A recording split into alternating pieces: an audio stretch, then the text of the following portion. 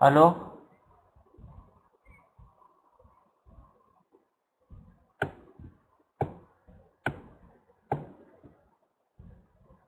अच्छा, अनिल मामा नहीं देख पाएंगे, बता पाएंगे।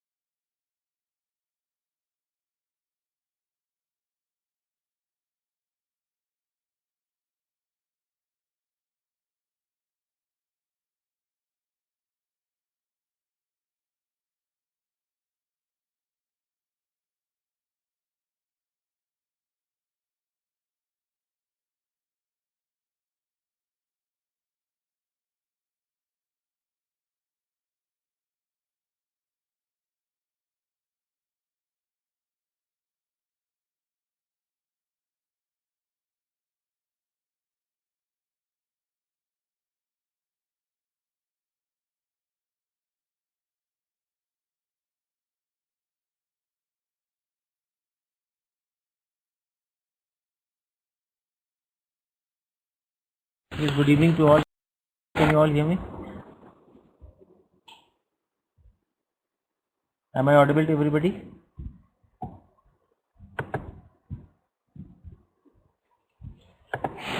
Hello, can you all hear me?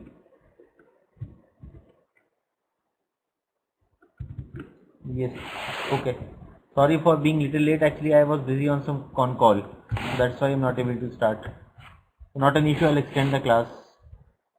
So our today's topic is on business practice and principles for managers. As you all see, today we'll be seeing the concept of conflict.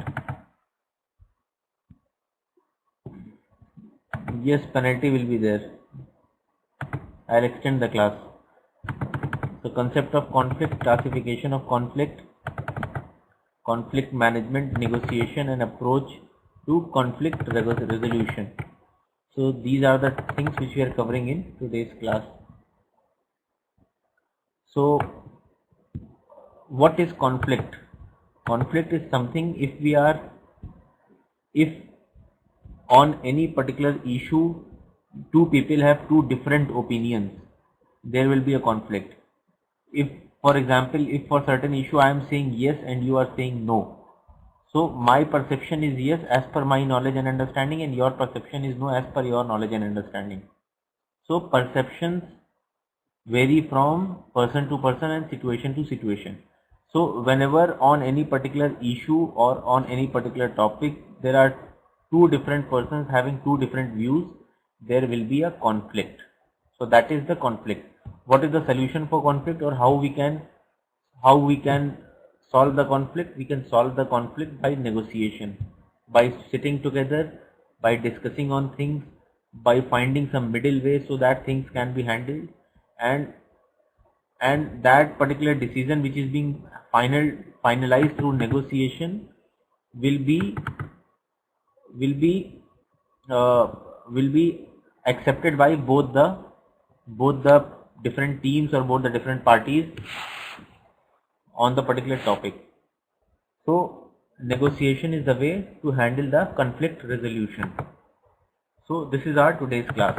So let us go deep into what is conflict and what is negotiation.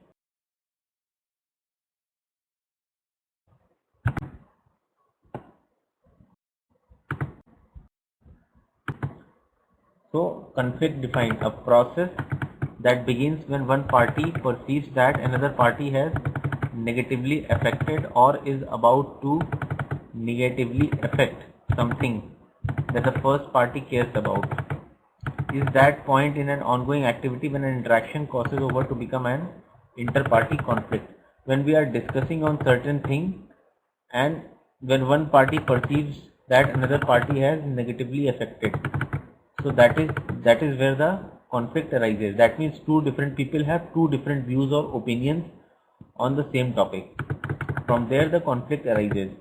So it encompasses a wide range of conflicts that people experience in organizations. Where you will find this type of conflicts? You can find these conflicts in families. You can find these conflicts in offices or organizations.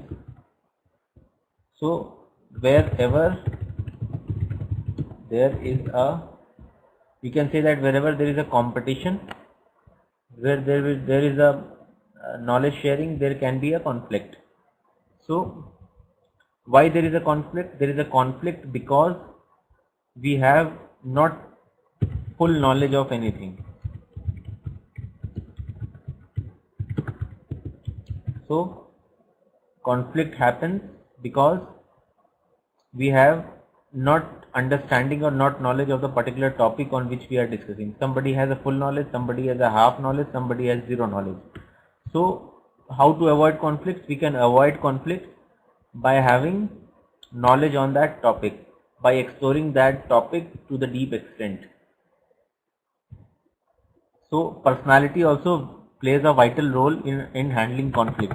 If personality wise I am very humble, I am not very loudy, I am very cool, calm. So in that way also conflicts can be avoided.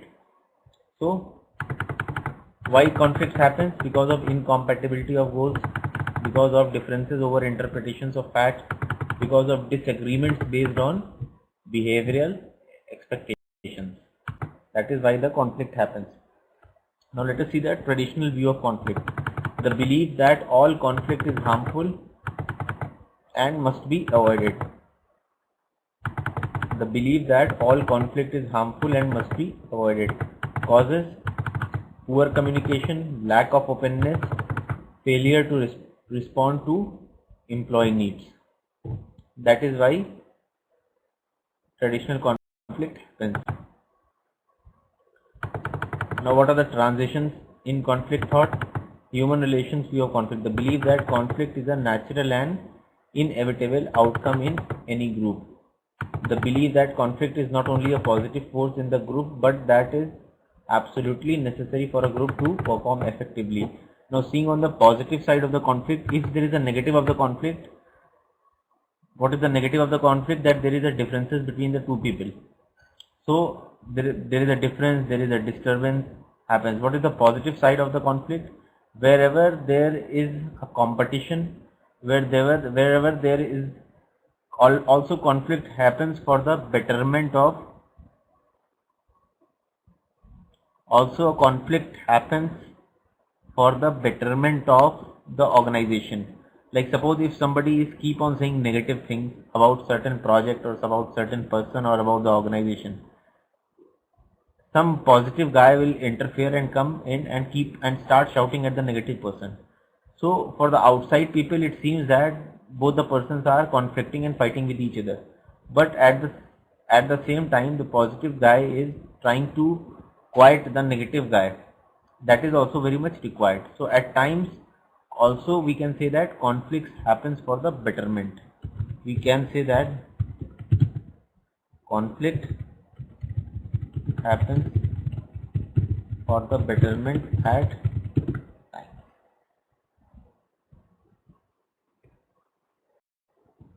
Then what are the functional versus device functional conflict? Conflict that support the goals of the group and improves the performance, that is called as the positive conflict. Conflict that hinders the group performance, that is called as the negative or the device functional conflict. So conflict can be of two types, functional and device functional conflict. One is positive and another one is negative. Okay, is it clear to all?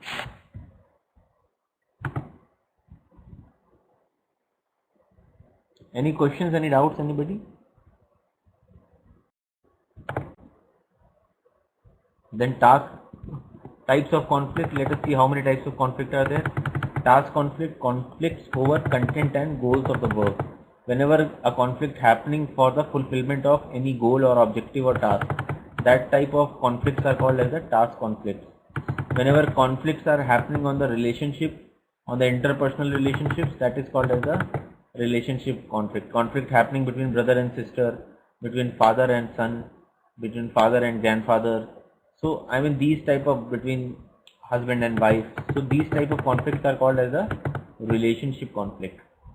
Conflict over homework, conflict over how work gets done, that is the process conflict. I mean conflict, there are a lot of managers who at times shouts at their employees so as to get the work done from them. So that those type of conflicts where at many times you will find managers shouting over their employees or talking harsh to them just to get the job done from them. That is called as the process conflict. That means for the betterment of process they are shouting at somebody. So there are three types of conflicts: task conflict, relationship conflict and process conflict. Yes, hello Rezi, you are late in the class today. Now the conflict process. Number one, stage 1, potential opposition or incompatibility. Second is the cognition and personalization.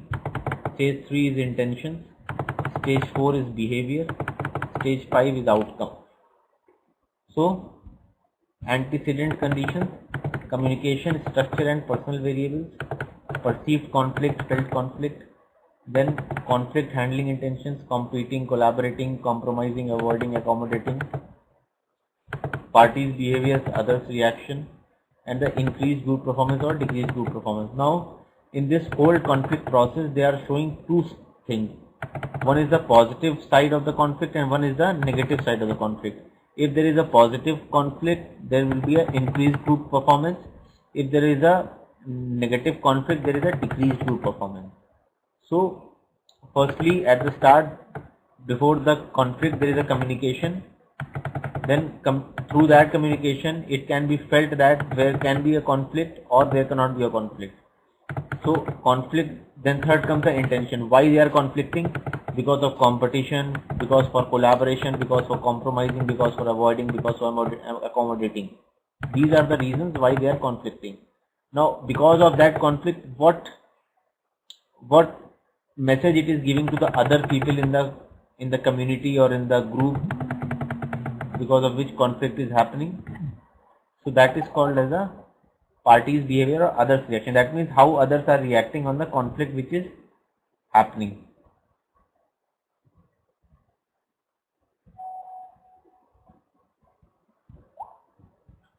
So this is the stage, and finally comes the outcome. Because of that conflict, there is a group increase in group performance or decrease in group performance. So this is the cycle of the conflict process. Okay, is it clear to all? Any doubts, anybody?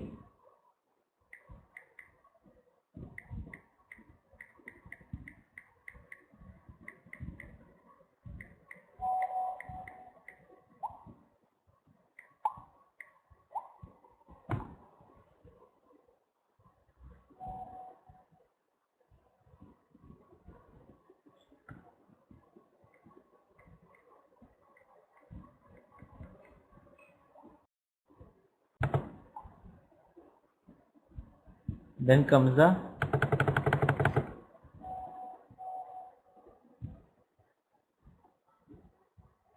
then comes the potential opposition or incompatibility. First is the communication, semantic difficulties, misunderstandings and noise.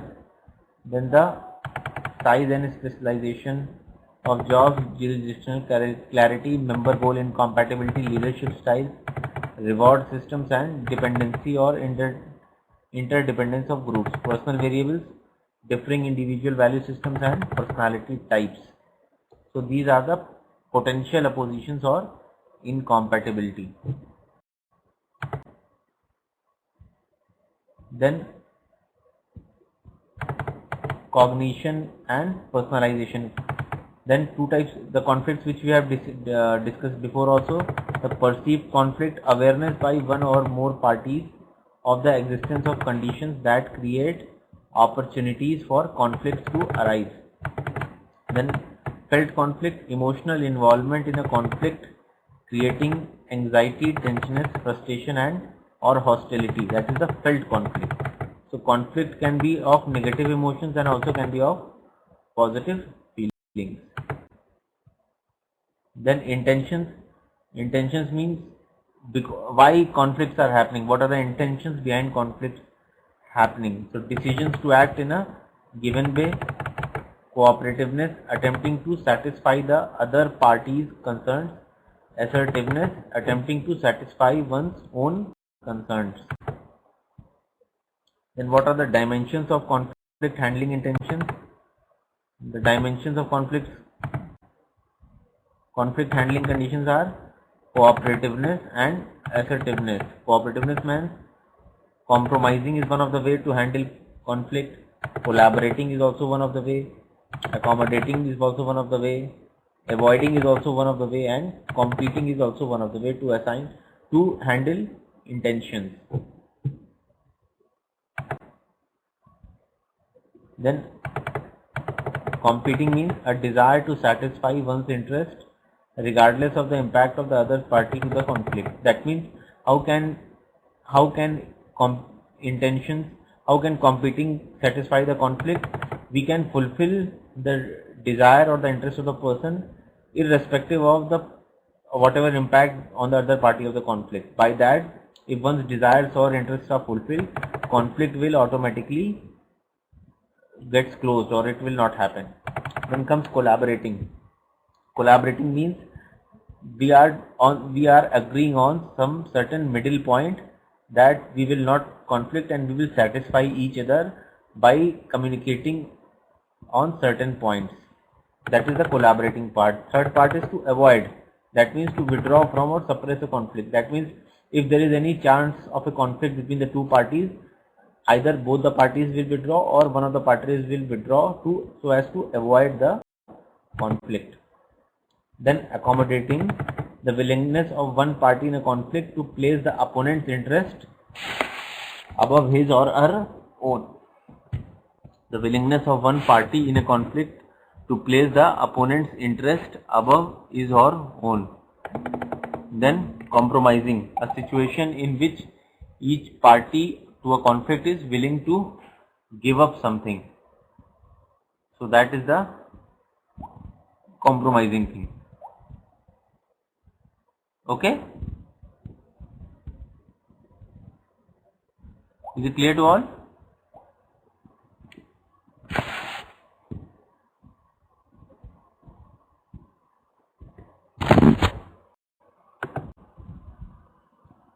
Then the behavior wise conflict management, the use of resolution and stimulation techniques to achieve the desired level of conflict.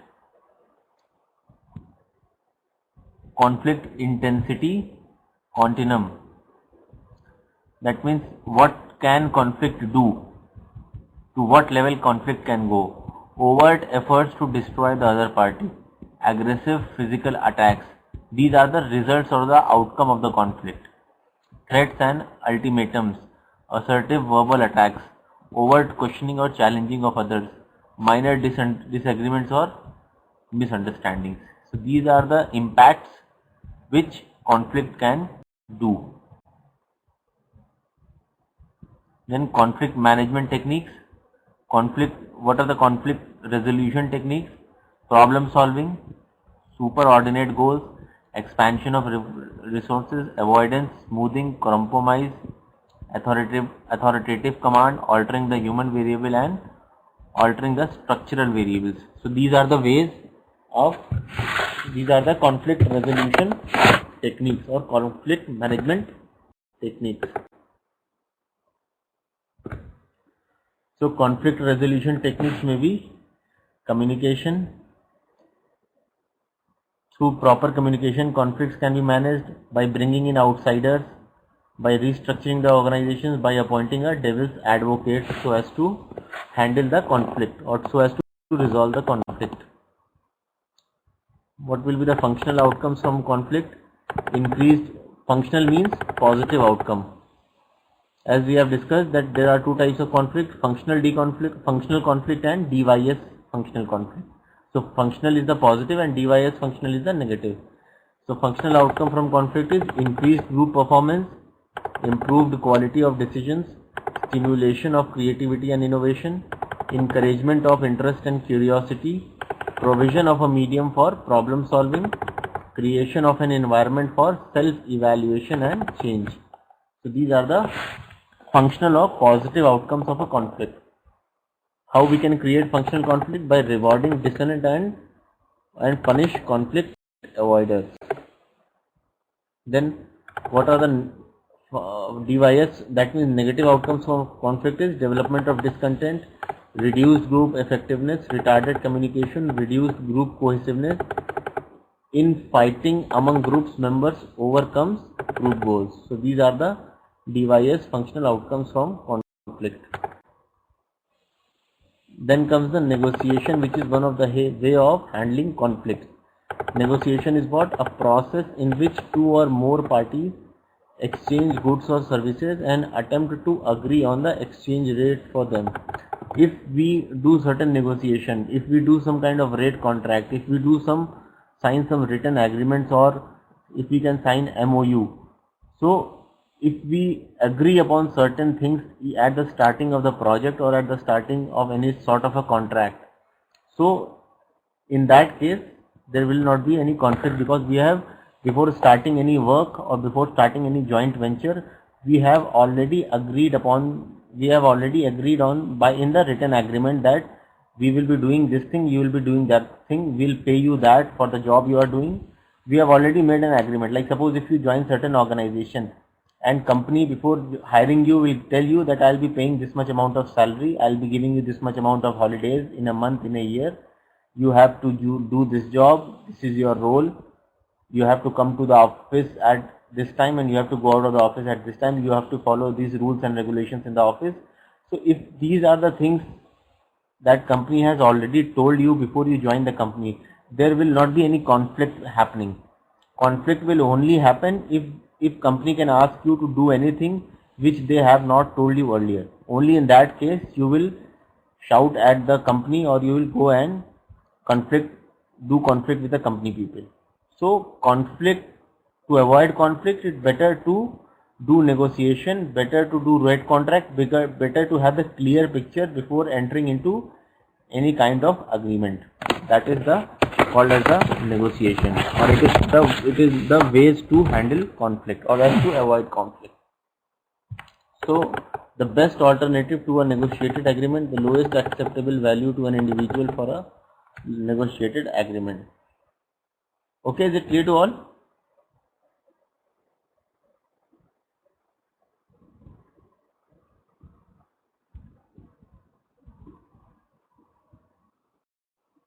Okay.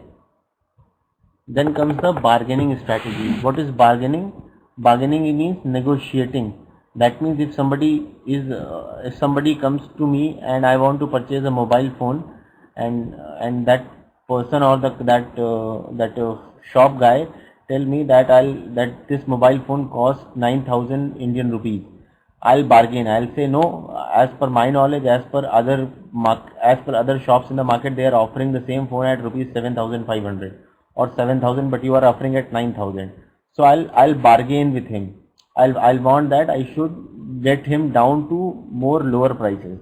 So that is called as the bargaining. So negotiation that seeks to divide up a fixed amount of resources, a win-lose situation. That is called as the bargaining. That means to lower down the prices. So that is called as a distributive bargaining. That distributive means that there can be a win-win situation and there can be a win-lose situation also. Then comes the integrative bargaining. That means negotiation that seek one or more settlements that can create a win-win situation. That is called as the integrative bargaining. So let us see the distributive versus integrative bargaining. Bargaining characteristics. What are the points? Goal, motivation, focus, information sharing, and duration of relationships. So distributive bargaining means get as much of pie as possible. That is their goal.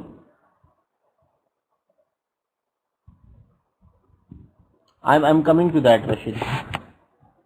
I'm coming to that. So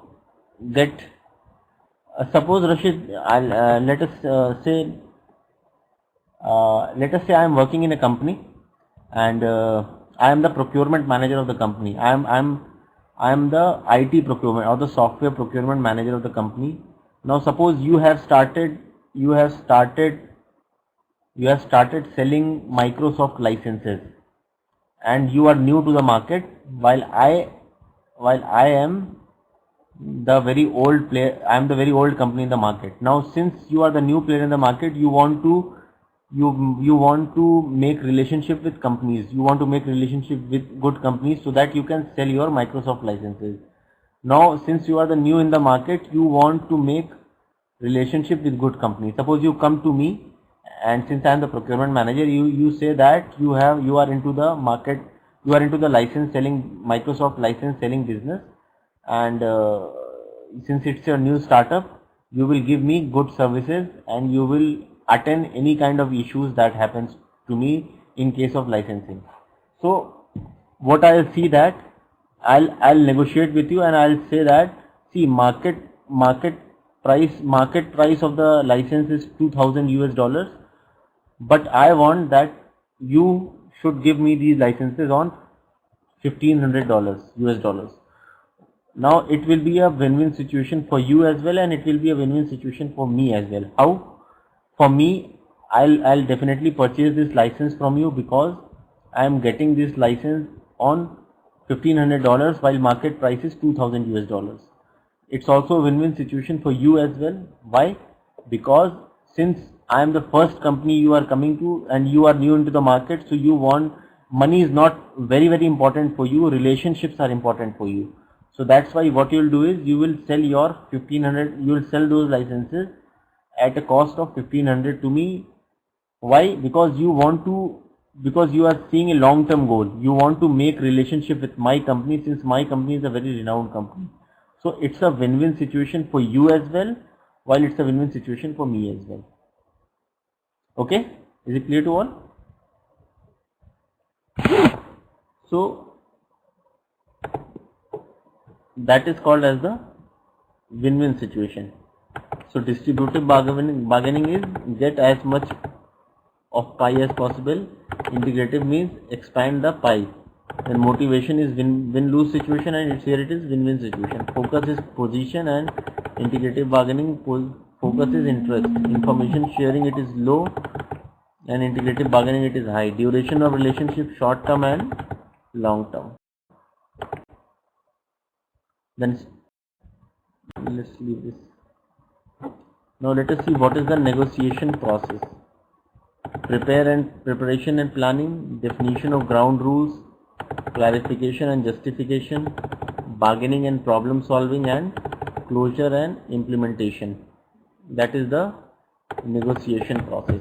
I'll give you one example, since I have also handled IT procurement, software procurement in my company. So I am very much aware about the negotiation process. I'll tell you how it works. I'll tell you it also, in this particular example, I'll also tell you how procurement happens in the company. In my company, at least I know how things move on. So suppose I want to purchase 50 new laptops for my company. Now how things work in the company?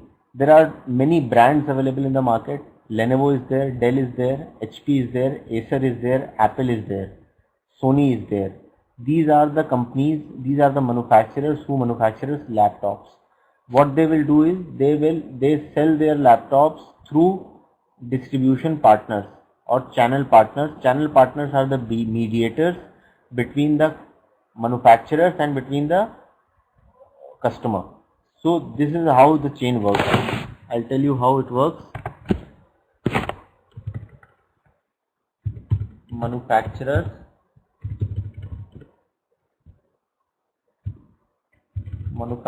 to wholesalers to retailers to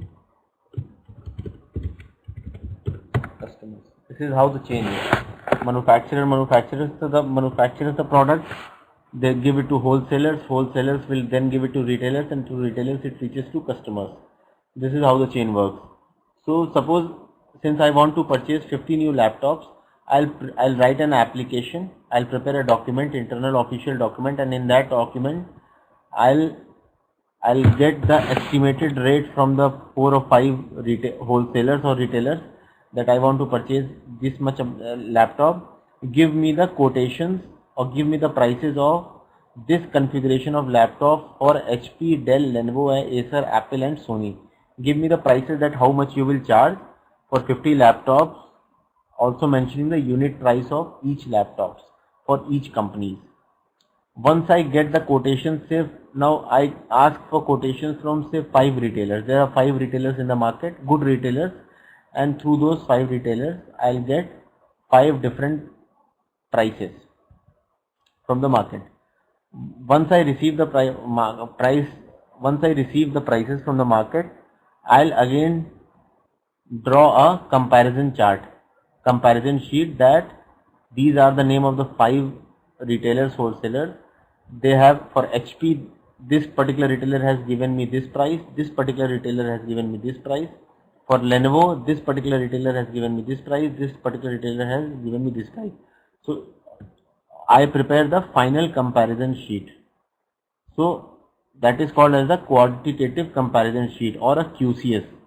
Once I prepare that quantitative comparison sheet, I'll be able to make the final judgment that out of the 5 vendors or out of the 5 wholesalers or retailers, this particular retailer or wholesaler is giving me this particular retailer or wholesaler is the lowest among all. That means this is the L1 vendor. I'll make a final note saying that out of these 5 retailers or wholesalers, this particular retailer or wholesaler is giving me the lowest price, so we can go ahead and purchase the laptop from this particular retailer or wholesaler. Now once the note is being moved to the senior management, what senior management will do? Senior management will again ask for negotiation. They'll say that call the L1 vendor, call the vendor who is giving the lowest price and ask for further negotiation. Ask for further negotiation by talking on the fact that we have a long-term relationship with the retailer, with this particular retailer.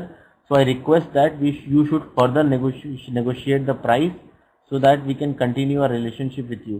Or we can also tell them that there is a deflation in the market value, there is a down in the market rupee price. So we want that you should give further discounts or further negotiate for the better prices. So this is how negotiation, and once that vendor or that wholesaler or retailer agree on that, we will again write to the senior management that we have, say, the final price from the lowest vendor is 50 lakhs at the starting, but after the negotiation process they have reduced 10 lakh rupees further, and now they are offering it at 40 lakhs just because of our relationship, good relationship with the vendor. So this is how negotiation process happens in the company. Okay, is it clear to all? You understand what I said?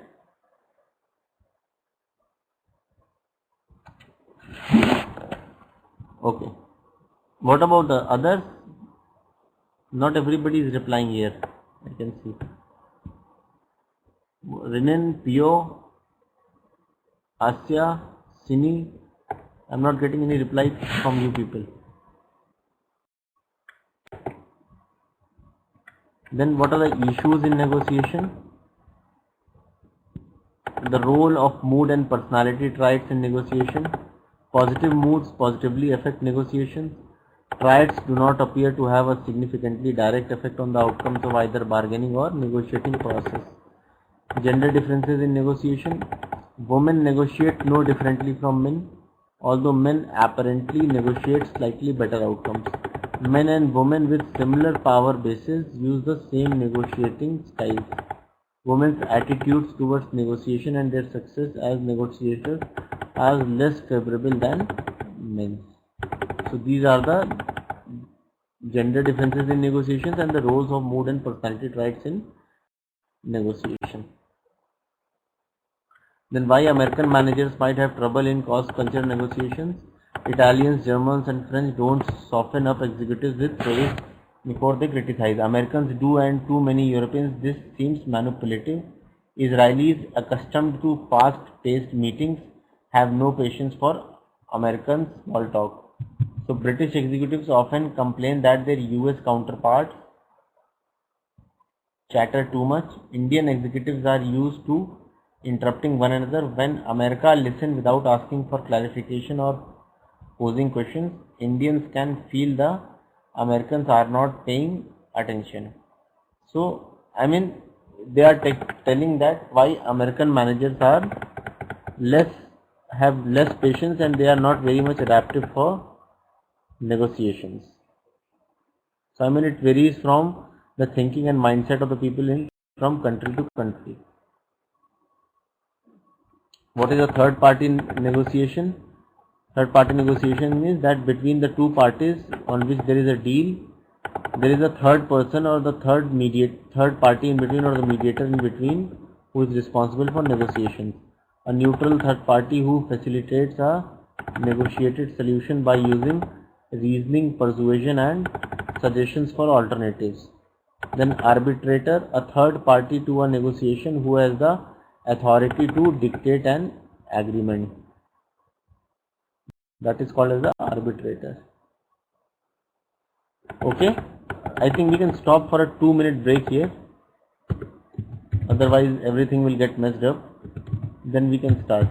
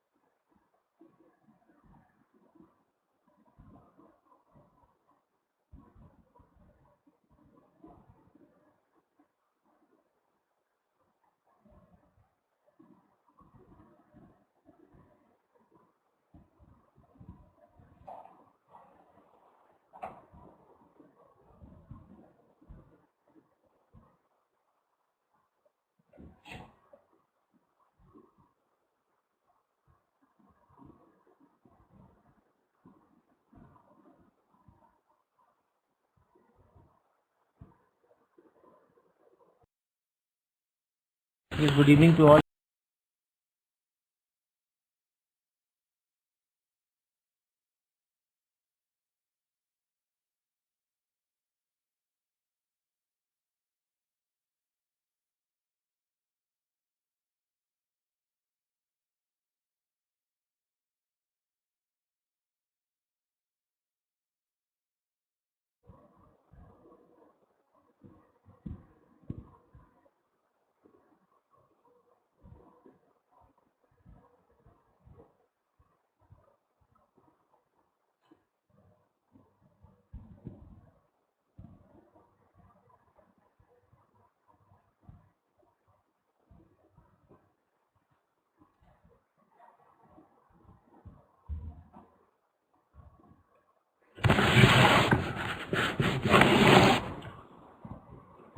Okay, shall we start again?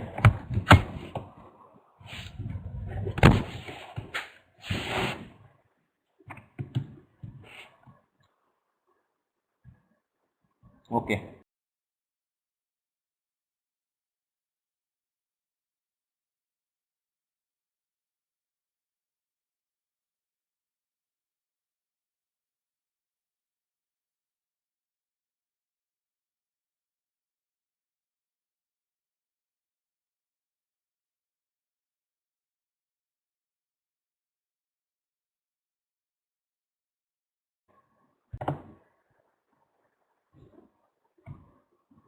Then comes the third party negotiation, conciliator.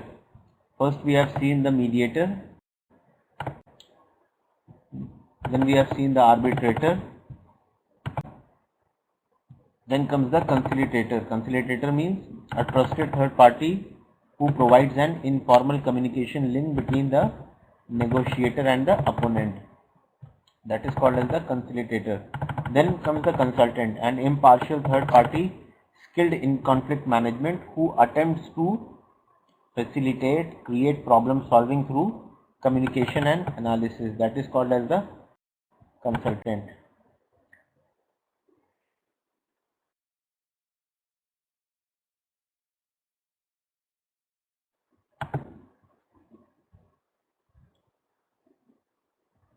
When quick, decisive action is vital on important issues, where unpopular actions need implementing, cost cutting, enforcing unpopular rules, on issues vital to the organization's welfare, when you know you are right against people who take advantage of non-competitive behavior, to find an integrative solution when both sets of concerns are too important to be compromised, when your objective is to learn, to merge insights from people with different perspectives, to gain commitment by incorporating concerns into a consensus, to work through feelings that have interfered with a relationship, that is the collaboration. So these are the ways of conflict management. Then comes the avoidance. By avoiding, we can also avoid conflict. When an issue is trivial or more important issues are pressing, when you perceive no chance of satisfying your concerns, when potential disruption outweighs the benefits of resolution, to let people cool down and regain perspective, when gathering information supersedes immediate decision, when others can resolve the conflict effectively, when issues seem tangential or symptomatic of other issues, when you find you are wrong and to allow a better position to be heard, to learn and to show your reasonableness, when issues are more important to others than to yourself and to satisfy others and maintain cooperation, to build social credits for latter issues, to minimize loss when outmatched and losing, when harmony and stability are especially important, to allow employees to develop by learning from mistakes.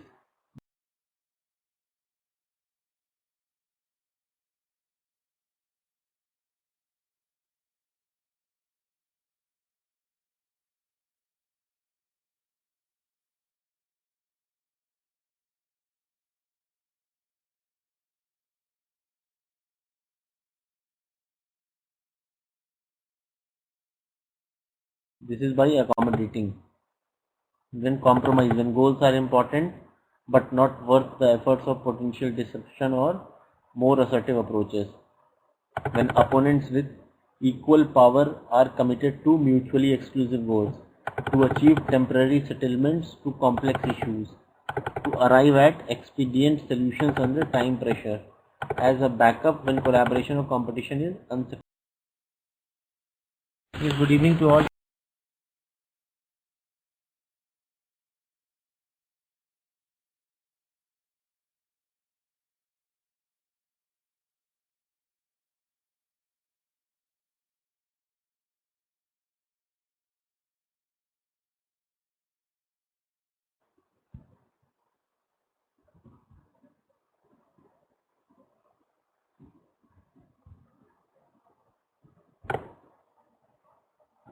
Then by standing on the printer, what conflict resolution technique might this man Tom Alexander be employing? Authoritative command, expansion of resources, compromise or superordinate goal? It is superordinate. That means he wants to show that he is extraordinary, he is superordinary, he can do anything. So that since he is doing unnatural things or uncommon things, he is trying to pose that he is trying for something superordinary. That is why the conflict is superordinate goal.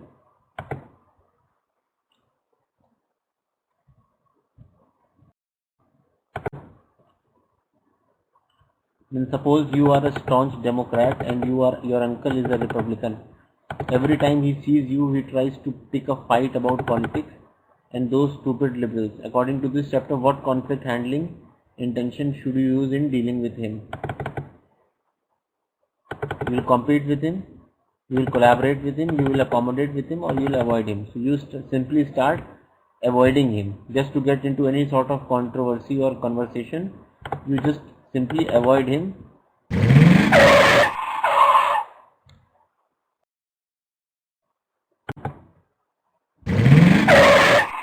Then discuss the concepts of Bartla and resistance point with your neighbor. What similarities are there between two? These are the questions. So this brings us to the end of this particular slide. We can go into the another slide on negotiation. So negotiation, as we have already seen, much business to business selling involves negotiating skills. The two parties need to reach agreement, that is price and other terms of sale. salesperson need to win without making deep concessions that will hurt profitability. There are two exchange in marketing: routinized exchange and negotiated exchange. I think negotiation we have already seen this part.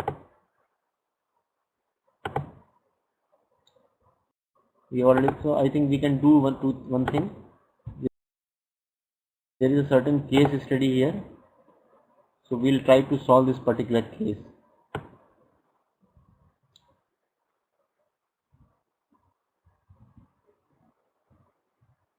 Just can you all see this case study?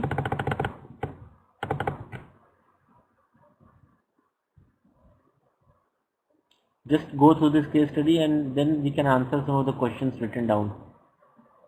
First, go through this particular case study 1. Everybody. Even I have also not read this case study. So you also read this case study and I also do read this case study.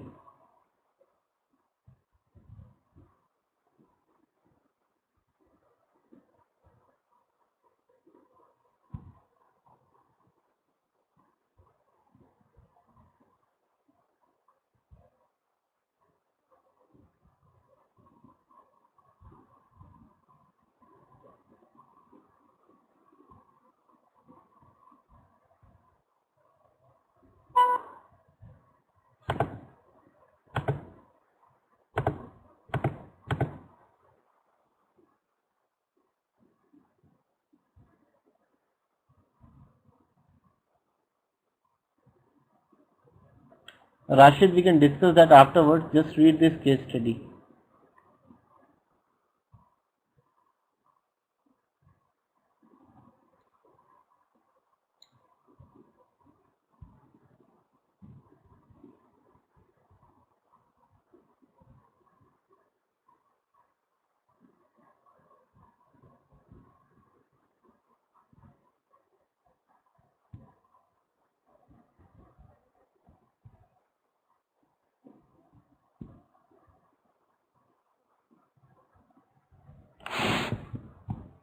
Wait,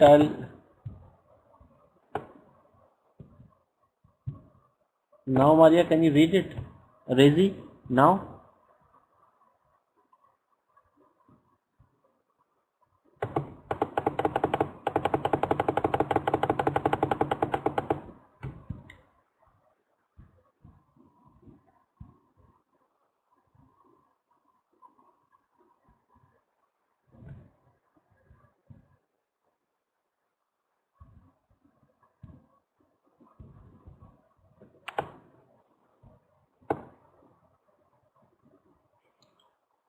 Okay, now have you all done reading this?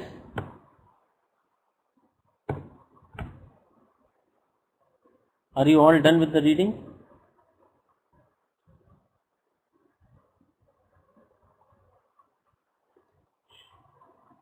Shall we move ahead to the questions?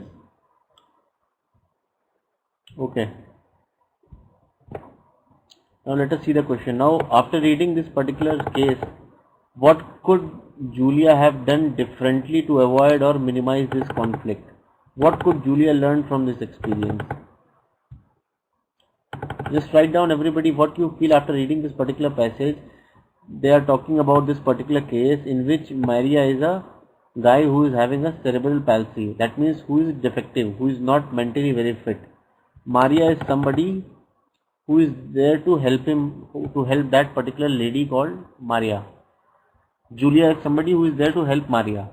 Now there are a lot of words exchanged between those two, and at last Julia walks back to her office feeling embarrassed that she is not good at working with disabled participants.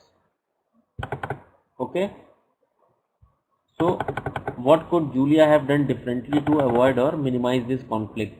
What could Julia learn from this experience? What you feel, all of you, what you feel about this answer to this particular question?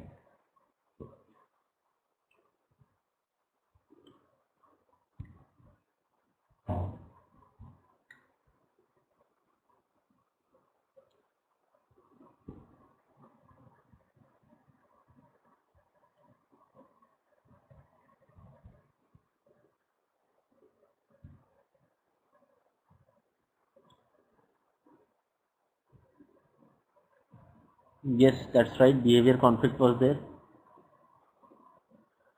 It is asking that what Julia has done to avoid the conflict or minimize the conflict. What she has done.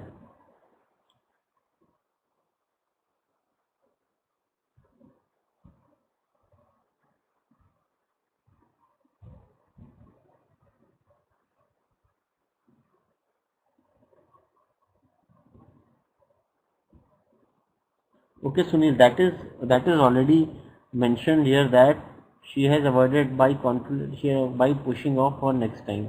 Yes, that's true.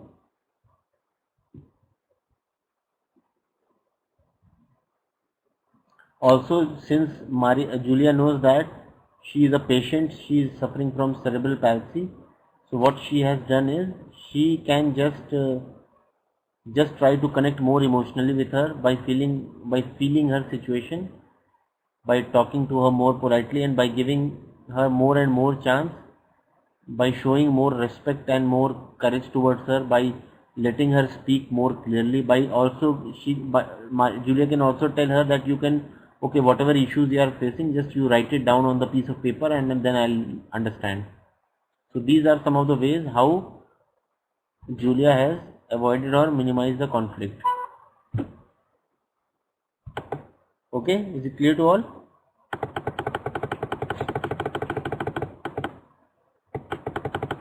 In the second part, write the dialogue for the next time Julia see Maria at the clinic. What you will say? What is the dialogue for the next time when Julia sees Maria at the clinic? After such kind of response from Maria, that she simply pushes the button and for the automatic door and rolls away. In that particular case, what Julia has done? Julia says, I am sorry, I did not understand what you said. What might work better?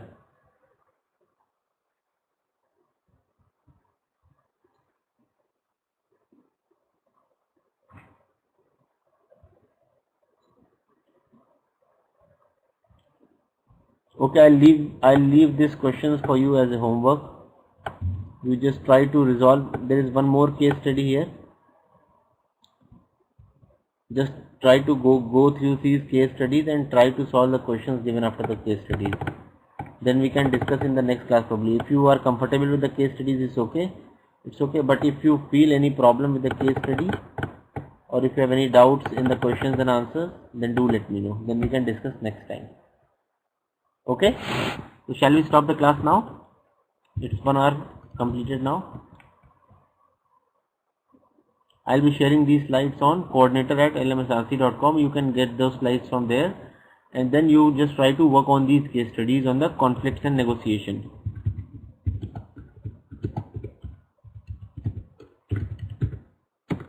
Okay, so thank you very much for your time. Thank you for patiently listening me, and I hope that you have enjoyed today's class, and all the best for your health, and have a good day. Take care all. Bye.